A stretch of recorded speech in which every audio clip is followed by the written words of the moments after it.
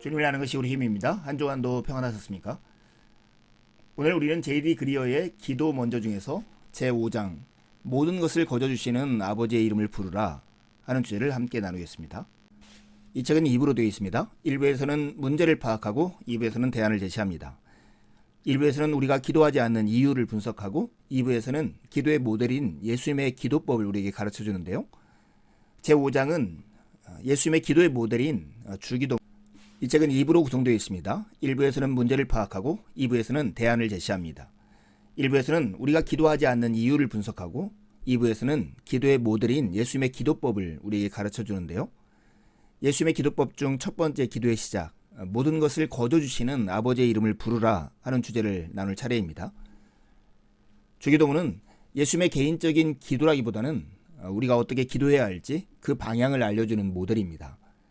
기도하는 법을 알고 싶다면 바로 이 기도가 최상의 출발점입니다. 예수님에 따르면 우리의 기도는 주기도문의 전반적인 패턴을 따라야 합니다. 팀 켈러의 말처럼 이 기도의 문장들을 기도 시간에 연주하는 멜로디 라인처럼 사용해 보십시오. 주님이 가르치신 기도는 하늘에 계신 우리 아버지 이렇게 시작합니다. 이것은 가장 혁명적인 기도의 언어입니다. 제아이 패커는 하나님을 아는 지식에서 하나님이 아버지라는 사실을 얼마나 이해하느냐를 보면 그 사람이 기독교를 얼마나 잘 이해하고 있는지를 가늠할 수 있다고 말을 했습니다. 그에 따르면 기독교의 핵심은 하나님이 자상한 아버지라는 사실을 탐구하고 그것을 신자의 삶에 적용하는 것입니다. 폴 밀러 역시 기도로 하나님께 나아가는 모습을 보면 우리가 복음을 진정으로 이해하는지를 알 수 있다고 말을 합니다. 하나님은 언제나 우리의 아버지가 되시며 죄에 대한 진노는 이미 십자가에 달리신 예수님께 남김없이 쏟아내셨습니다.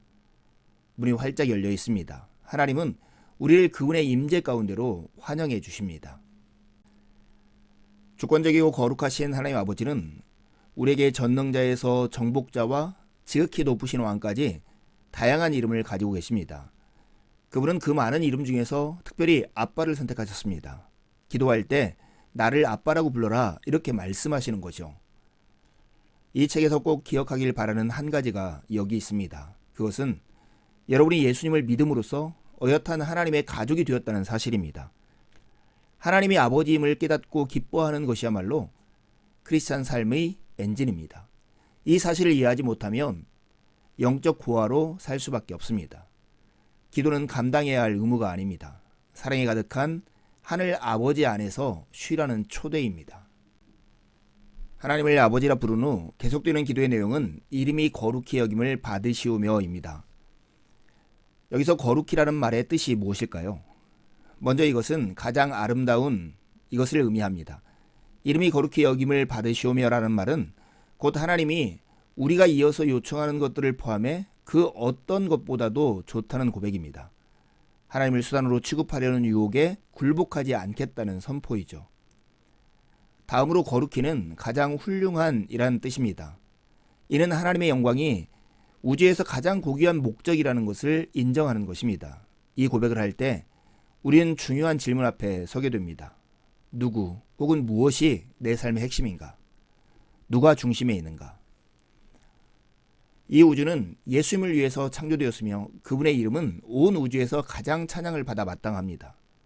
우리가 그분의 이야기에서 단역을 잘 감당하여 사람들의 그분의 이름을 거룩하게 여기게 된다면 우리의 인생은 대성공인 것입니다. 하나님의 이름이 거룩히 여김을 받으시오며 라고 기도한 이후에 주님은 우리가 나라가 임하시오며 뜻이 이루어지이다 라고 기도하도록 가르치셨습니다. 기도의 모델은 간청이 아니라 찬양으로 시작됩니다. 우리에게 하나님을 아는 것보다 더 중요한 일이 없기 때문입니다. 하나님으로 놀라워하고 만족하고 매혹되지 않는다면 옳은 것을 옳게 요청하지 않게 됩니다.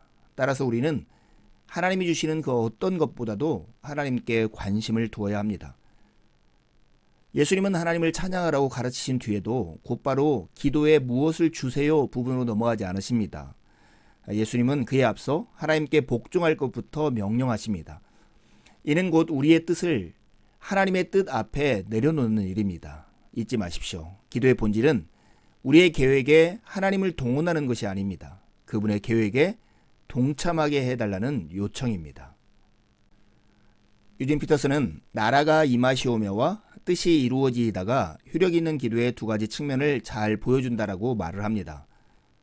첫 번째 부분은 하나님의 나라를 우리의 망가진 상황 속으로 가져와 회복시켜 달라고 요청하는 적극적인 기도입니다.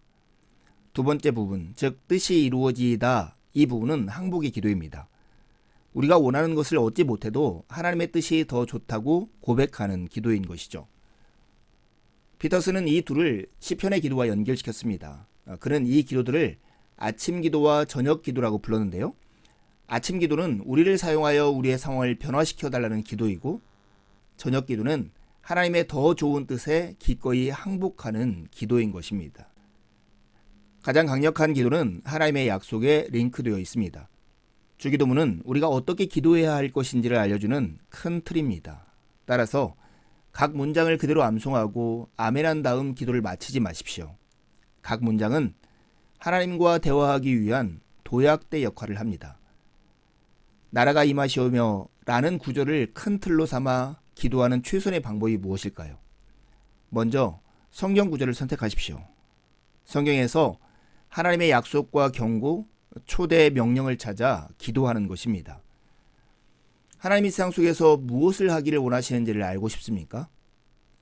그것을 아는 것이 어렵지 않습니다. 우리는 이미 성경이라는 상세한 설명서를 가지고 있기 때문입니다. 성경으로 기도하는 것이 곧 하나님의 나라가 임하기를 위한 기도입니다. 성경 구절로 기도를 시작하십시오. 그러기 위해서 하나님의 말씀을 많이 암송하십시오. 그리고 성령님의 도우심을 입어 기도를 하십시오. 교회의 초창기에는 필수적인 것이 우리 시대에는 불필요한 것이 되어버렸다라고 존 뉴턴이 탄식했는데요. 하나님을 보고 하나님 앞에서 놀라워하는 것도 그 중에 하나인 듯합니다. 우리에게 필요한 것으로 성급하게 넘어가기 전에 먼저 하나님 앞에 서서 놀라워해야 합니다. 그럴 때만이 비로소 올바로 요청할 수 있습니다. 효력 있는 기도의 핵심은 간청이 아닌 자세에 있습니다. 하나님의 진면목을 보고 자신의 적나라한 모습을 보고 나면 비로소 필요한 것을 요청할 준비가 되는 것입니다. 기도를 시작하기에 적합한 장소는 바로 하나님을 놀라는 장소, 그곳입니다. 이에 두 가지 질문하고 마치려 합니다. 이름이 거룩히 여김을 받으시오며 라는 기도에서 거룩히라는 것이 뜻하는 두 가지 의미는 무엇입니까? 두 번째 질문입니다. 가장 강력한 기도는 하나님의 약속에 링크되어 있습니다. 말씀을 가지고 기도하는 일을 어떻게 실천하고 있습니까? 한 주도 주님의 은혜를 의지해 살고 복된 주일에 함께 만나 기쁨으로 우리 주님을 예배하시죠. 감사합니다.